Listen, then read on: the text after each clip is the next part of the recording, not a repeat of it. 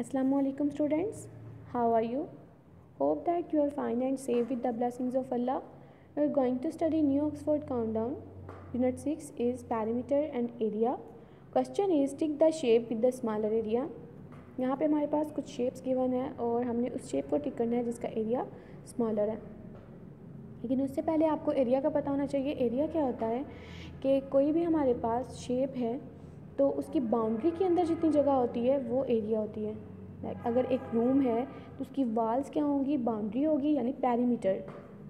जो उसकी एक रूम है उसकी वाल्स की जो लेंथ होगी वो पेरीमीटर होगी और जो बाउंड्री के अंदर एरिया होगा रूम के अंदर जो जगह होगी उसको हम एरिया कहेंगे। Got it. अब यहाँ पे देखें ए पार्ट में 2 शेप्स गिवन है, एक ये और एक ये है और हमने उस शेप को टिक करना है जिसका एरिया स्मॉलर है। अब इसका एरिया ग्रेटर है क्योंकि देखने में ही लग रही है कि ये शेप थोड़ी बड़ी है और इसका एरिया स्मॉलर है तो हमने इसको टिक कर लिया। इस तरह बी पार्ट में देखिए 2 शेप्स गिवन है,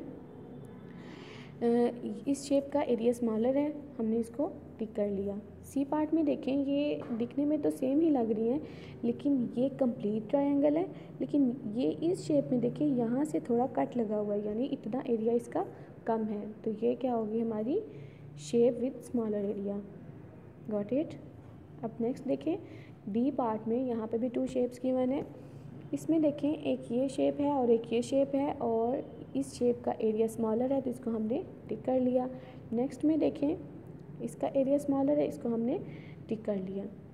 अब नेक्स्ट देखें कंप्लीट द फॉलोइंग टेबल। यहाँ पे हमारे पास एक टेबल गिवन है। एरिया को फाइंड करने का एक फार्मूला है।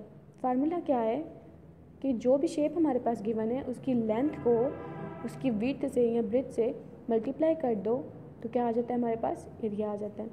अब यहाँ पे देखिएगा ज़रा, एक रेक्टेंगल है उसकी हमारी लेंथ भी गिवन है और ब्रेड्थ भी गिवन है, हमने इसका एरिया फाइंड करना है। तो यहाँ पे 4 है लेंथ और 5 उसकी विड्थ है, तो 4 को 5 से मल्टीप्लाई करें 20 और साथ में यूनिट कौन सा है, सेंटीमीटर, तो ये साथ में सेंटीमीटर आ जाएगा।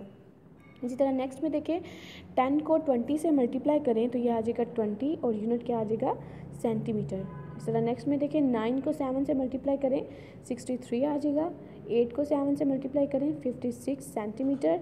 11 को 4 से मल्टीप्लाई करेंगे तो क्या आ जाएगा, 44 centimetre. Okay my dear students, ये था हमारा आज का लेक्चर। होप आपको अच्छे से समझ में आया होगा। आपने इसको वर्कशीट के ऊपर फिल करना है। Wish you best of luck. अल्लाह हाफिज़। Thank you.